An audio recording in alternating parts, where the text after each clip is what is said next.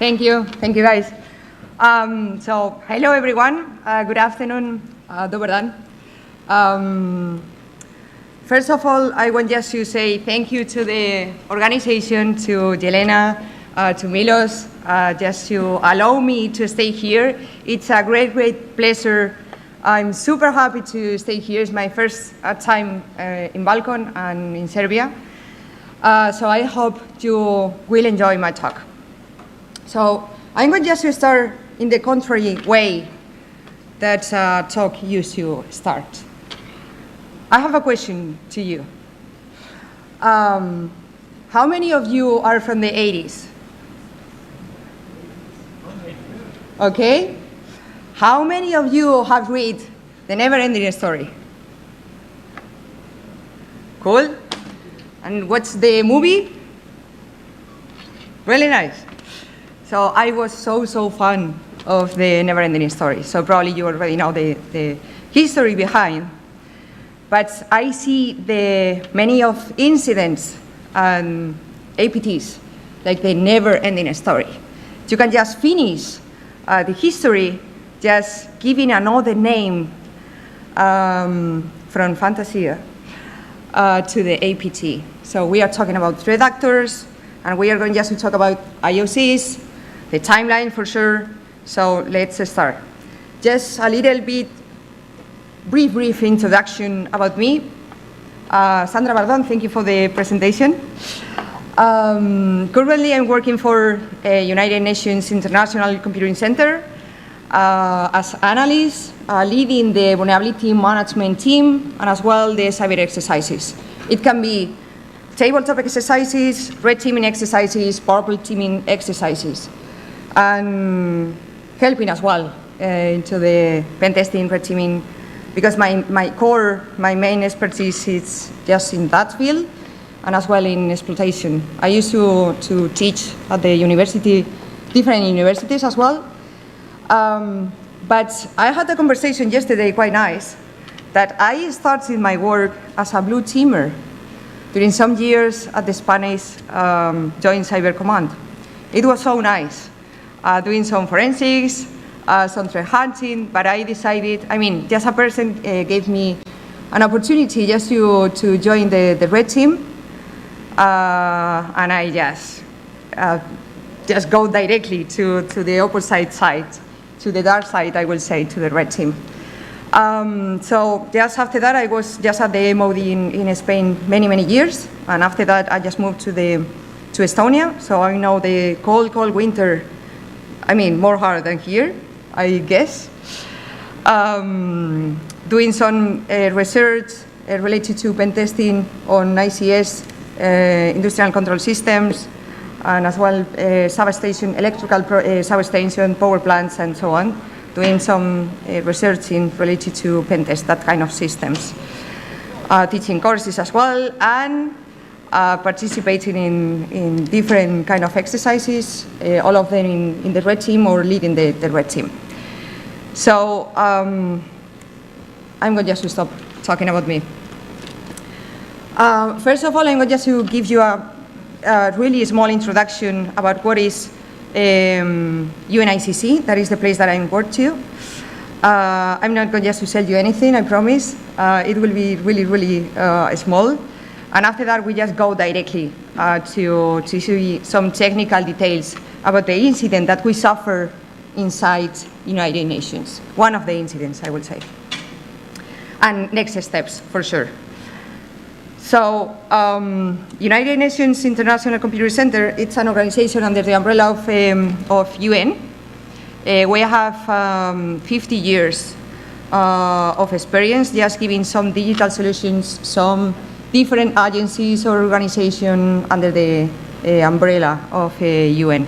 Right now we are supporting and helping more than 85, I think, it's right now, it's not 70 clients, it's like more than 82 at least.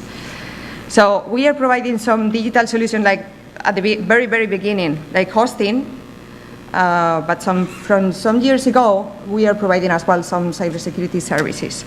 So what are the agencies or the organizations that we help or we support, for sure, United Nations, the World Health Organization, for example, the World Bank,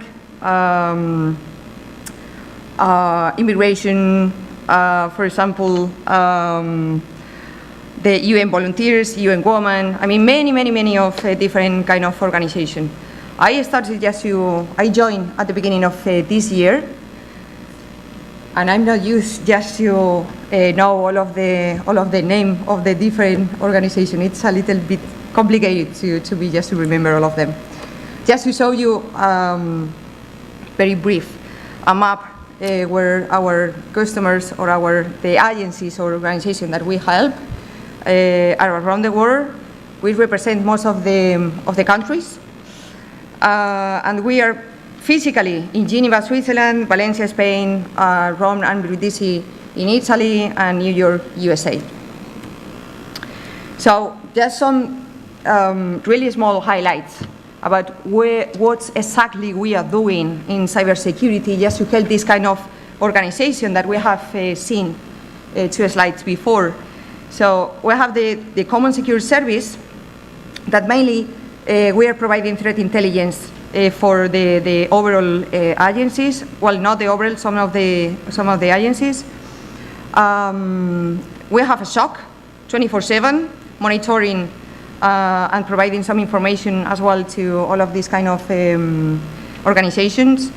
We adapt to the technologies that our partner or our customer just need to deal with it. For sure, it's a common SOC, so most of us probably we are using the same technology in the CSOC, but we can adapt just to new technologies as well, to the technologies of every client. And there is a really close integration between the people working from the SOC and the incident response team. That is composed by the fears, as well for some good reverser. We have one of the reversers from Malwarebytes. We have some SAN instructor, so we have really good people, technical people just there just to analyze the different incidents like this one that I'm going just to talk about. And as well, we have an offensive unit. That's my part that I'm happy to work. We just do some red teaming and pen testing, purple teaming in different kind of infrastructure with different technologies, network, client-side, web. So we can just adapt if it's remote, if it can be, the pen test completely on site, if it's black, gray, white box. So it depends on the requirements of every project mainly. But we have like a 360 vision. Well, this is like a commercial sentence, but everything is completely joined. We have like different units, but all of us, I don't care if they are part of the blue team or we are part of the red team, we need just to work together. If not, we are in the same direction at the end. So I see the work like that. So, but let's go for just to dig a little bit into the incident related, one of the incidents, because we have a lot, as probably most of you in the organization. But I would love just to ask you first another question. How many of you have been involved in an incident of your, solving an incident in your organization, company, now or in the past? Well, probably most of you. Who can tell me that you are completely sure that you have all the details and you have remediate and you have mitigate everything on all servers and all hosts on connected devices? Yeah? Okay, probably I have a contract to you.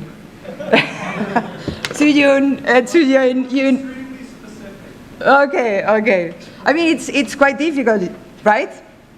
Yeah. Correct. So you never know if the threat actor is still on your systems, or you have all the evidences from the past just to identify all of the IOCs and all the activity that it's running on the different servers and so on, right? So always it's quite complicated. So just for that reason, I call this presentation the never-ending story, because it's like an infinite loop. So let's rock. Well, 1 year ago, almost, on 20 October 2021, an organization just was notified that 4 servers were compromised.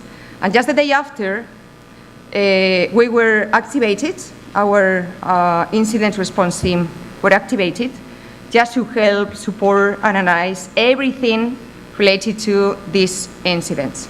Well, at the very beginning it's just, okay, just 4 servers, but exactly which ones, you know?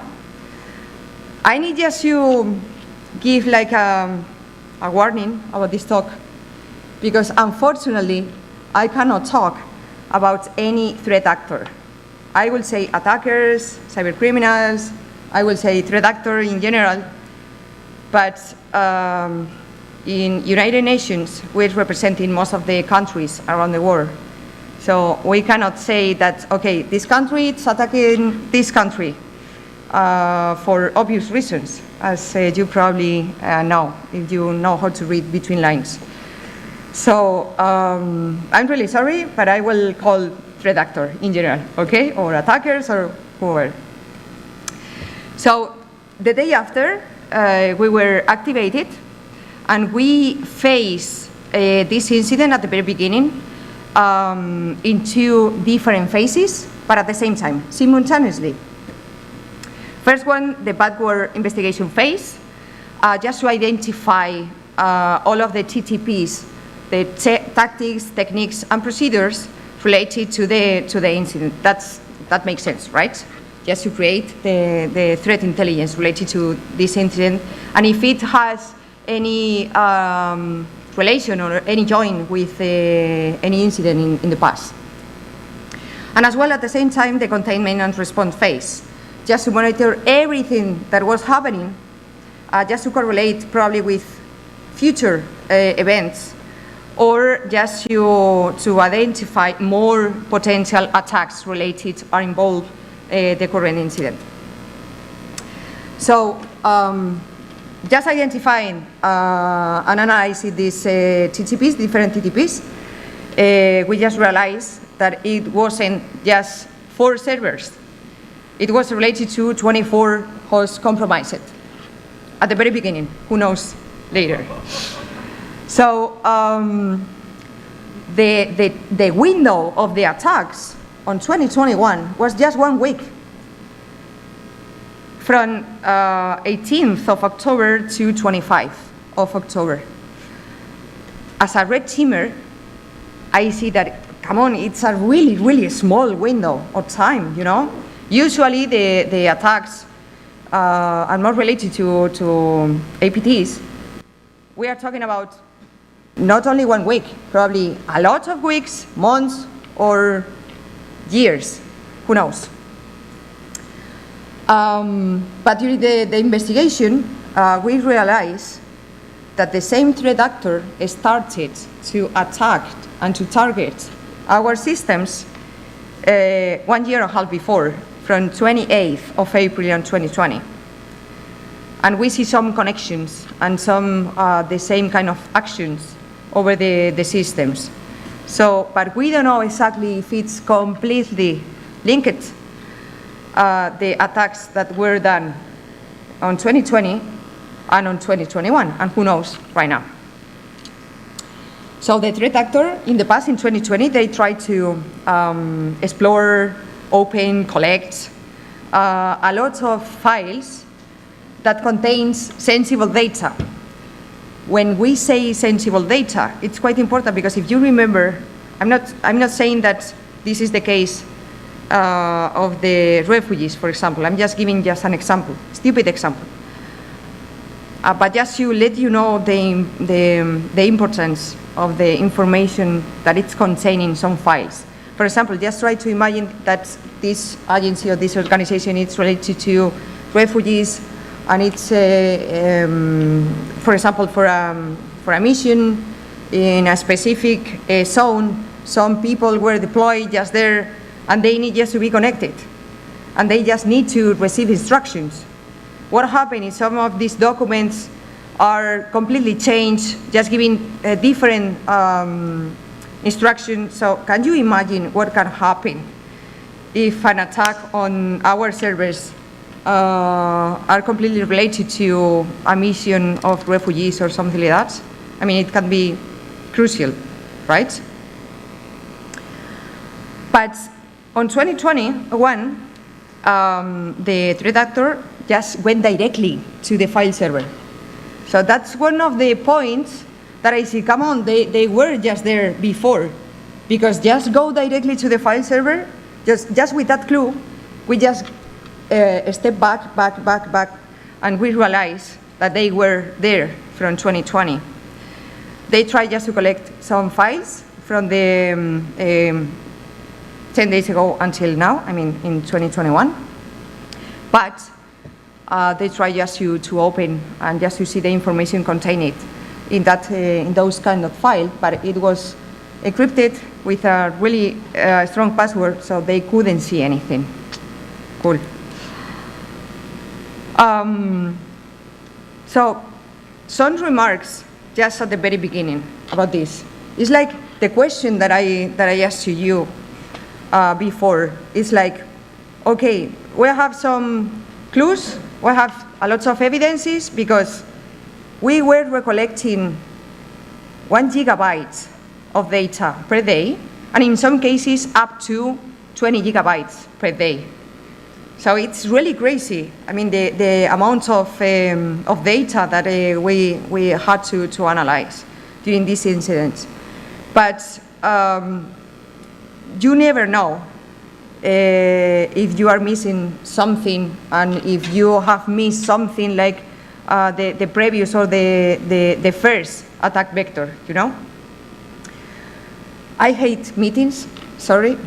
I hate doing reports, sorry, as well. I'm more focused on the technical part. I know that they are so important, but at this point, they were crucial, the meetings. A daily briefing. We don't need to talk about hours. We just need to go directly to the information, just to have the key people on that kind of meetings, just to explain what is the point that we are, and as well just giving some explanation about the analysis that we have done the day before, and what exactly that we are going just to do during today. So really brief daily briefings, but they are quite important. So let's go to the timeline. Timeline, if there is any forensic here, there is any forensic analysis here? No? Well, the timeline is the key in the resolution of an incident, you know? So just to establish what happened, when, where. So if we start just from the very beginning of, on 18th of October, we realized that from a remote system, they just tried to access the domain controller. Come on, just the first attack vector is just to try to get the domain controller. It's really crazy, right? Because yes, they were just there on the network from before.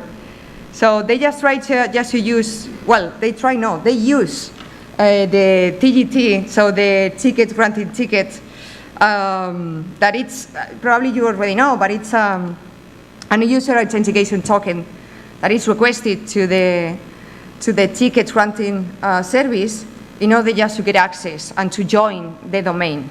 So they tried from the very beginning, from a remote host, just to join the domain, one of our domains, right? So they just went to the king.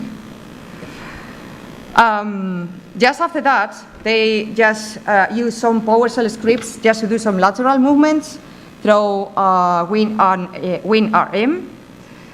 And just after that, they try just to set up command and control of Cobalt Strike.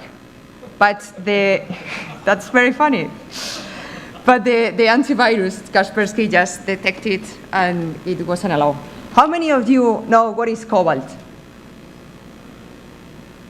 Cool. I mean, I see more people just around there. Just for those who doesn't know what is Cobalt, I really love it. As red teamer. Cobalt, it's a framework, command and control that can be used in the red team activities. It's widely used in governments and in some countries in the offensive part. And it's quite nice because you can just set up like different servers just to do many different things, and you can just customize everything with your own scripts, with Cortana scripts. So you can just join as well different frameworks, different command and controls, and just to create your own binaries, obfuscated, blah, blah, blah. Set up a listener in Cobalt, and you can just start using the different beacons, you know. It's quite nice. I recommend you just to use at least the trial, just to test it and see how powerful it can be. I really love Cobalt, and I knew Rafi, the developer of this tool, of this framework, and he's a very nice guy that he's working a lot every day just to improve the tool time by time. I have to tell you that it's not free tool. It costs a lot.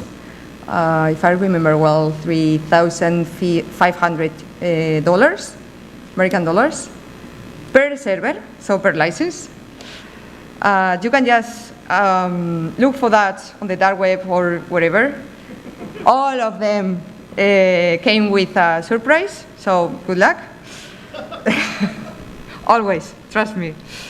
But anyway, we can just continue with the incident. Just some minutes after, the threat actor just creates a binary and executes Chisel. I don't know how many of you know what is Chisel. Cool. So it's it contains a SOX proxy 4 and 5 through SSH, just to forward some packets from one port to the other, and this is commonly used in the red team or in offensive operations, just to set up a pivot to do lateral movements or pivot to another part of the network, right? And just the following actions are related just to set up that pivot. The entry port, the exit port, and just to configure as follows. So from the DC that they compromised, they wanted just to go and just to do some lateral movements inside the network. So they went just directly to the WSUS, WSUS, that it's quite common. I mean, it's already known for most of you, right? It's just to update all of the servers and hosts related to Windows. So they just do lateral movement through port 135. And they use just to, as well, 135, 139, and 445, just to do some recognition through the network. So just thinking about that attacker, you need to be completely stealthy. If you get one server and you need just to do the reconnaissance phase, just to see how many servers or hosts or in general are in that segment, right? So it's not just to use a map with the top 100 ports or all the ports. It's correct. You will, blue teamers kill you. So this case is exactly the same. I can recognize exactly the same ways just to do everything. You need to be always stealthy. So at this time, they just do the reconnaissance through mainly 3 ports. And just with that, they could do through PowerShell one-liner, just to pivot and just to do the lateral movements to the GUSUs. And as well, from that server, they download some command and controls. They just execute some malicious PowerShell scripts that it was stored in the database.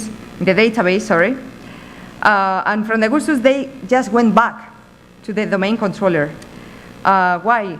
Just to set up for first time one of the command and controls that they are going just to use. So whenever that the command and control was installed completely on the system, on the DC, and on the GUSUs, it was through, we are going just to analyze later a little bit more in detail, program data that's ln key, and for sure that it's pointing to a scheduled task that it called Windows updates. How many of you have been involved in any offensive operations? Okay, do you use just to call services or scheduled tasks? Like, this is a virus, this is malware? No, right? Just tell me one name. I used to use Windows updates, come on. If the blue team just see Windows update, no, this is not fake. This is quite real, right?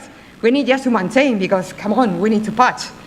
So that's a really tricky trick that it's commonly used, and as well in real incidents, as you can just see here. So, and again, we can just show different kind of pivots, not only about through WinRM, but as well to thieves, and as well through RDP. Come on, RDP. It's quite common, it's quite easy just to get it, right? But I was so curious because some of the connections were, the duration, of the connection were more than 40 minutes. Probably it's because the monitoring part, they didn't do, well, like in the best way, or who knows. We are going just to see more in detail. For sure, if you see the time, I have been talking about just 1 hour. And I told you before that the window attack was during 1 week. So this is just an example, just the starting point. But the report of this incident, it's, well, many hundred of pages. So you can just try to imagine the rest of them. I don't have enough time just to talk about all of the timeline and about all of the IOCs. But the pattern, it's always the same, or quite similar, I will say. So this is just a small piece. This is not the whole diagram about the lateral movements. So I don't know if you got, yeah. This was the starting point, the remote host that tried to get access and got access to the domain controller. And just after that, go to the WSUS, and from then, yes, mainly with if you have the domain controller, you have everything, right? If you have a golden ticket, that's the king. Yeah, I love golden tickets as well. So you can just go through the overall network. And here, it's a small representation of the overall diagram of lateral movements. So, talking about, and remembering, you probably remember that I told you that 24 hosts were completely compromised.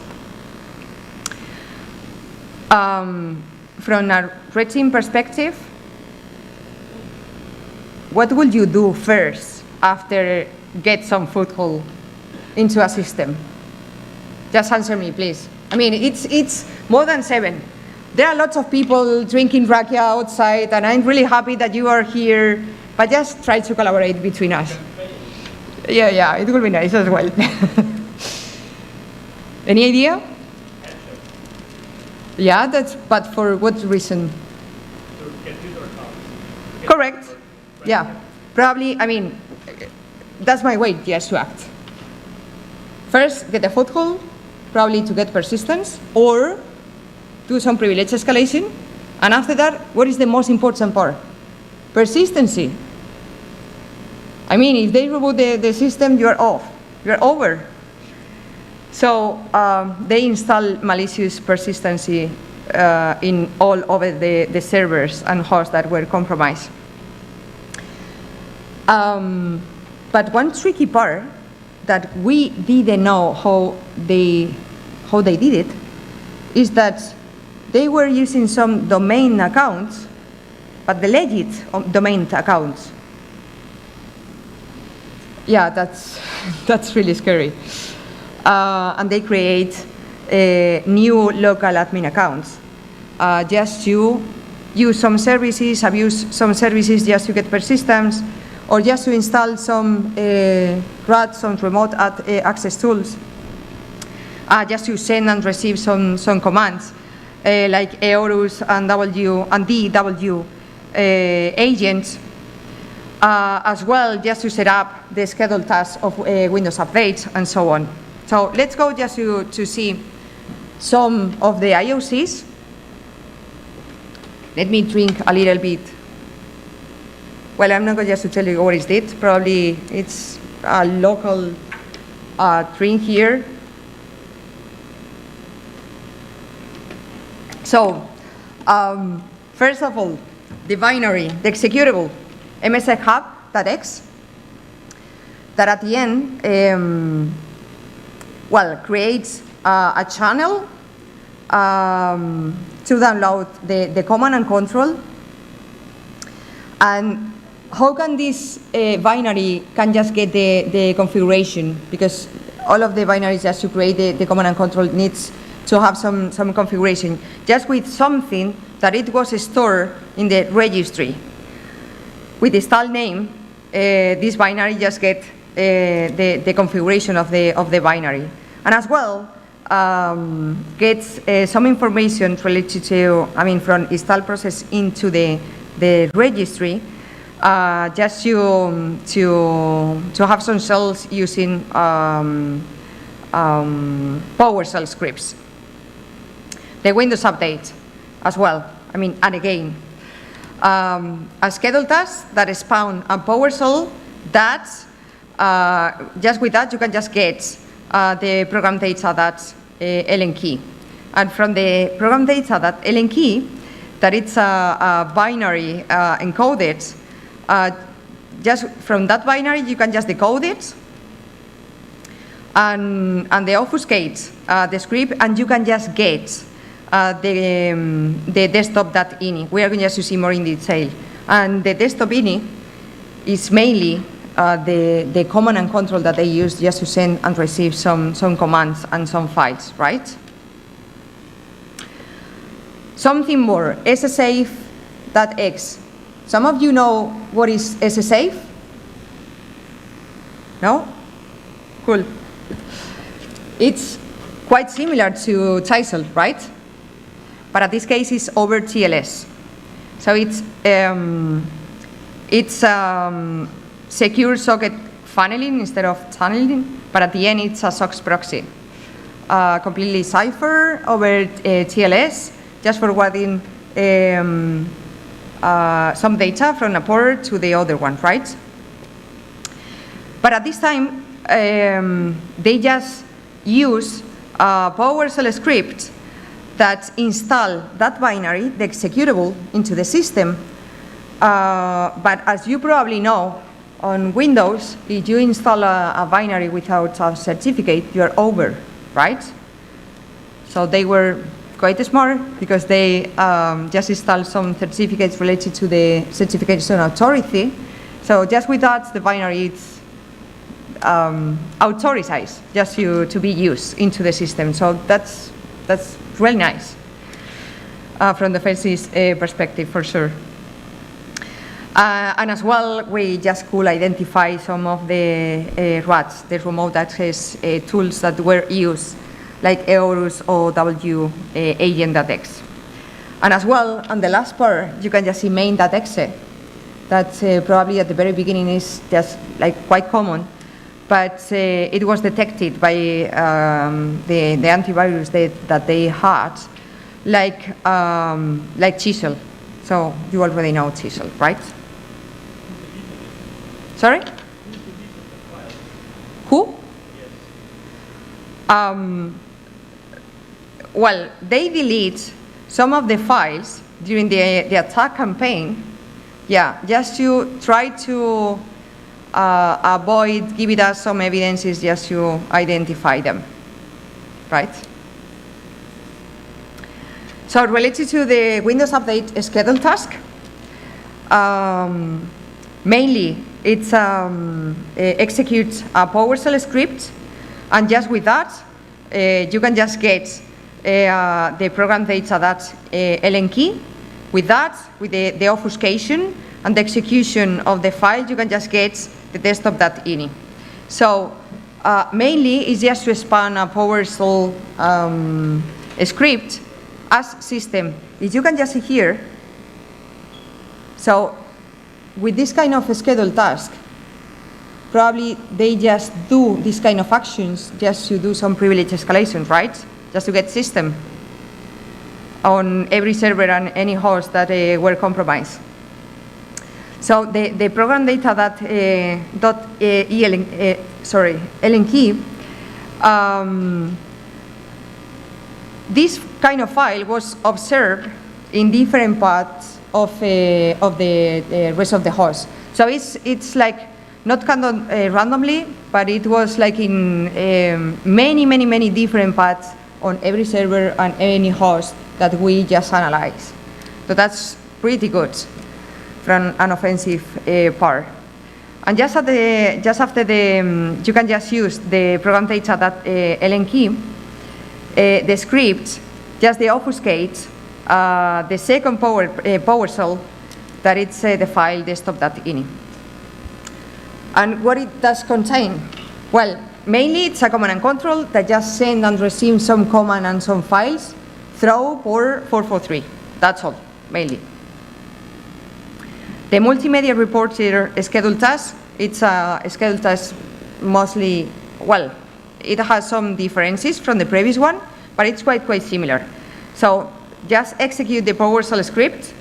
After that, get the configuration from the registry, and the obfuscate and execute another binary that it's .com. So again, it's just to get system over the different servers and hosts, and it just spawn a PowerShell process running the script into the registry of the server, right? So the registry key, that is the security health core, just the obfuscates the script and points to the binary that it's .com. And at the end, well, at the end mainly, they were stored in different locations, but they share exactly the same global key and exactly the same user agent. And as you can just see, they are just quite common. I mean, Mozilla, Chrome, Safari, Apple WebKit, so they are just targeting most of the common web browsers that are used in Windows, right? Or in any platform at the end. And this is quite nice. The service that is ms hub.x, just get the configuration from the registry key. Mainly, it's a portable executable. It's because I was just seeing the guy behind you that I have 10 minutes more only. Of 32 bytes, that's mainly implemented the service just to get persistence over the old host compromise. So as you can just see, the .NET classes are HTTPS, MyService, Program, and Shell. So you can just try to imagine what this executable is doing over the system. Something quite important that I would love just to remark is that the default beacon interval is set up to 1.5 hours. that's quite nice, because you need to be stealthy. You don't need just to receive the callback of a beacon, just to receive some commands or whatever, like every minute. That's a very interactive mode. It's quite nice just to have 1 hour and 30 minutes. But at this point, as a red teamer, I used to use jitter, just to try to randomize a little bit. It's not like 1 hour and 30 minutes always. It can be 1 hour and 20, 1 hour and 35, something like that. Just try to avoid the detection by default, I will say, in the case of the blue teamers, right? And the SSF. So probably you already know. I explained before. At the end, it's a PowerShell script that just try to unzip the zip file containing all of that you can just see at the screen. And it's exactly the same that I explained before. So just the executable that is synced by the certification authority certificate, and that's all. It's done. Just with that, they can just use and just to set up some SOX proxy over SOX 4 and 5. Well, and probably, how many of you knows Mitre attack? Cool. Almost all of you. I had the pleasure just to collaborate with Mitre some years ago as a red teamer, because they really need just to try to impersonate or just to replay some APTs. We just did exactly the same attack vectors as APT 29 during an exercise, and it was quite nice just to collaborate with them in order just to facilitate this framework for the blue teamers, right? So at this incident, we can just see that we can just identify tactics like the initial access, the execution, persistence, privilege escalation, defense evasion. They don't have a lot of defense evasion, so they didn't need just to use a lot of techniques just to avoid EDRs and so on, right? Credential access, just at the very beginning they use DC sync. Who knows what is DC sync? Cool. It's just a technique. Just try to impersonate the domain controller with Mimikatz, for example. Just with that, the next step is golden ticket, right? And you are the king. Yeah. So they use it. The discovery that we have been talking about, and as well lateral movement, collection, but they didn't exfiltrate any file, any data. And at the end, we couldn't identify as well the impact. The technique related to the impact. Because all the servers were up and running. I guess they tried just to exfiltrate or just to do something more, but thanks to our incident response team, probably they just were killed and over in the overall segment of, different segment of the network. So at the end, we had to stop the investigation for many different reasons that I'm not going just to talk about, but we just gave some recommendations in the short term, medium term, and long term, and classified by if it's quite important, quite risky, medium, or low. But just talking in general, please just to do an asset inventory. How many of you can tell me and can guarantee that you have a complete asset inventory in your organization? Nobody, right? It's almost completely impossible. But we need just to reinforce this idea. As well, inventory of the GPOs. Just try to identify all of the GPOs on all servers, on all domain controllers, just to erase all of them that are really don't need it, or just to create new ones. Some of IDRs were deployed, but we recommend just to deploy EDRs on all connected devices, just to monitor and respond in a good time, right? And as well, we monitor with from our CM this agency after this incident, for sure. Related to user and groups into the domain, yes, we need just to have an inventory of different users, just to give the correct privileges, implement as well the local administrator password service that's mainly store the password of the local administrator into the domain controller, and it's only accessible in some specific circumstances, right? For sure, review the network segmentation, force SMB version 3, I mean the last one, and blah, blah, blah, much, much, much more. But do you miss anything? Yeah, please. The? Probably it was from 2020, but we didn't know. We didn't have enough evidences just to say, okay, this is the entry point, right? But we are talking always about technology, right? Right, correct. What about people? In the red team exercises, we used to test not only the defenses, as well the defenders. So this is a really nice video. I really love it. A really good friend just sent it to me some months ago, and I say, come on, I have to show it and just to see with you. So just enjoy, because this is like the common offensive operations are done. And it's quite similar to most of the incidents, right? So that's it. Y me llama el cocinero. Risita, ¿qué? Ve por la paellera. Venga, que las 2 de la tarde ya están aquí. Miren, bañador.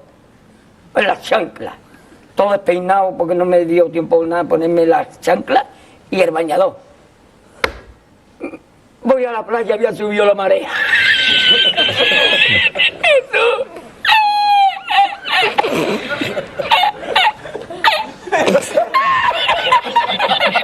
Jesús. Había subido la marea y encontré una paella.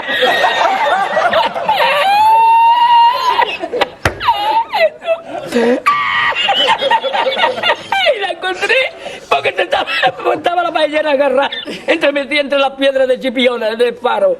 Y cuando entro en el restaurante me ve el cocinero con una paellera y a ver toda la vez de paellera.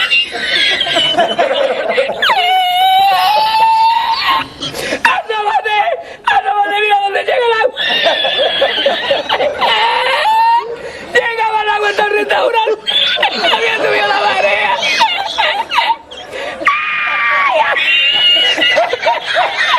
Jesús, hay que hacerlo ahora con los dos tacos largos. ¡Ay, llama para Sevilla! ¡Llama a Sevilla que traigo paella!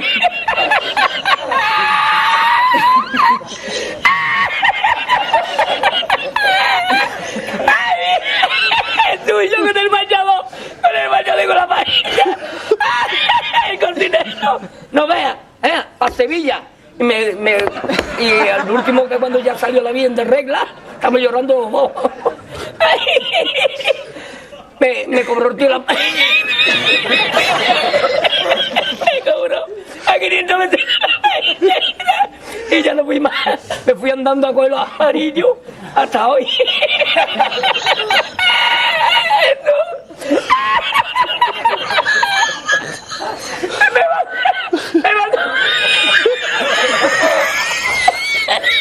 Me mandó por la noche, había bajado más el agua y por la mañana había subido.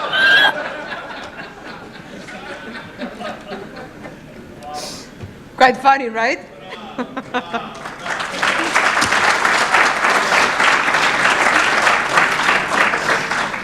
So, just after the incident was solved and blah, blah, blah, blah, blah, what's next? What do you think that we can just do? After doing some consultancy, just try to help, just you put some remediation, blah, blah, blah. Hello again. Probably. Come on, do pen test every year, an external pen test every 2 years. That's my recommendation always.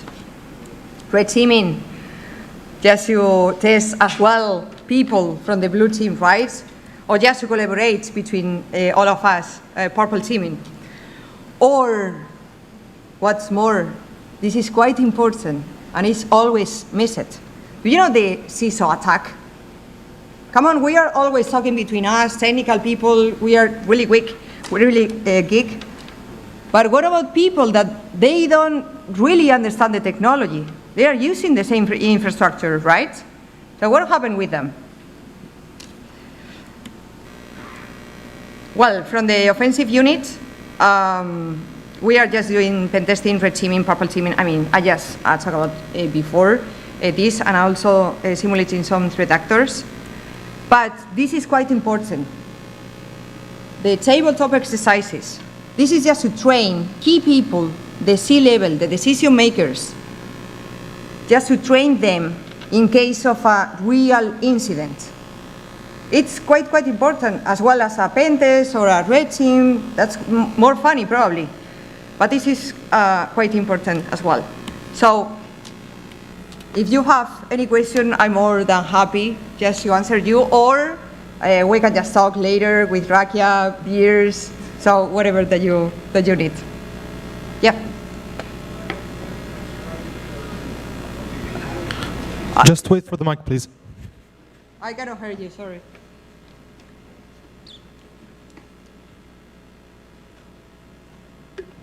Yeah, my question is regarding monitoring, because, okay, incident happened, nobody noticed, and the attacker was in the network and doing whatever he's doing. I didn't see the signs that servers were hardened, and that is really important, because if these servers were hardened really good, a lot of actions will not be possible to be done. And also monitoring where you got few new created local accounts and nobody's watching in CM or checking these reports. It's really strange. Yeah, you're completely right. I mean, I will say exactly. You answered your own question. If they implement really good monitoring tools, just to be connected to the CM, to the SOC mainly. If they just go implement EDRs, if they just implement good GPOs, if they just do really good hardening of the whole service, and as well, for sure, to the domain controller, I cannot say that it's completely impossible just to have these incidents, but it will be more difficult, probably. Yeah, you're completely right. Just for that reason, after this incident just happened, I mean, this is just the never-ending story. People just react. Come on, prevent. You know? Always the same story.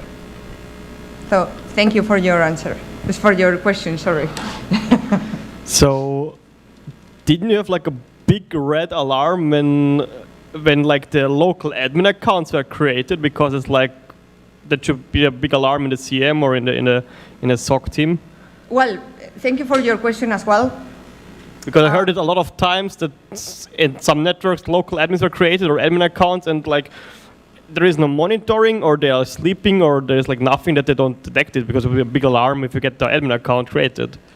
Well, we just were activated in 2021, but we just saw the attack. The entry point was on 1.5 years before, and we didn't have enough evidences just to know how they create local admin accounts.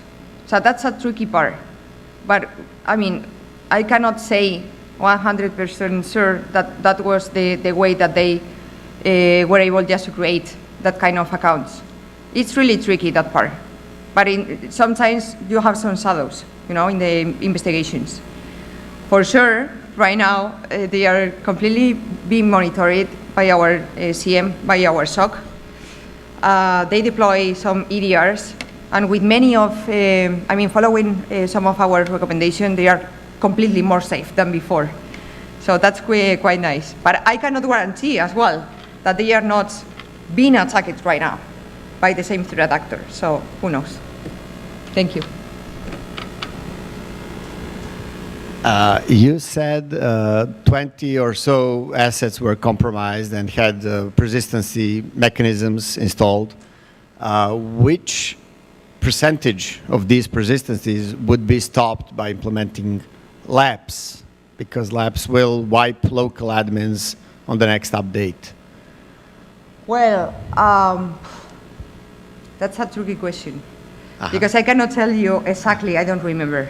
I didn't do the maths. I mean, Just to it is tell you, the most persistencies or Yes. some persistencies? The most persistencies, yes. I cannot tell you a number exactly, but it's... The most. Yes, the most, right. Thank you. Is all done? So, okay. The first question is, how much did the incident response process last?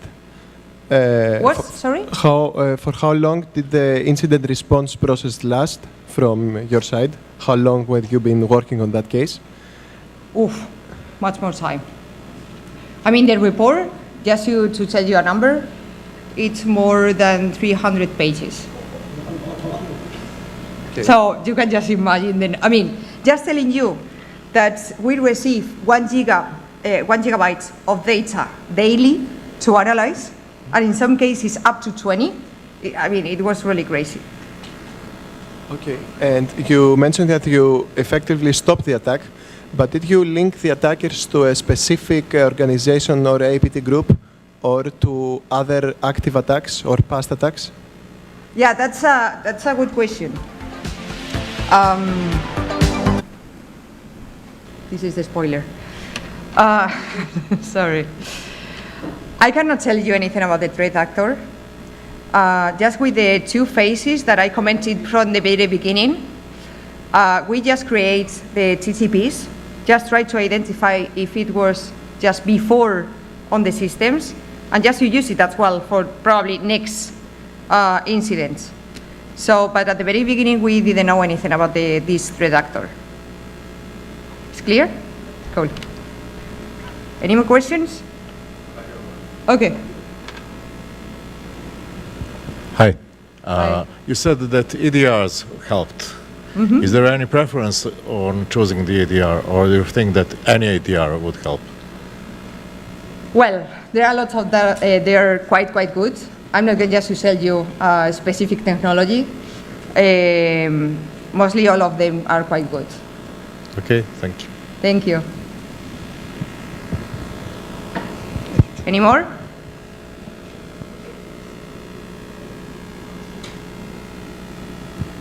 There are hundreds of questions, right? Did you just got like Windows machines compromised, or have also some real Linux servers that you run that got compromised? Mainly Windows. Only, or? Mainly Windows.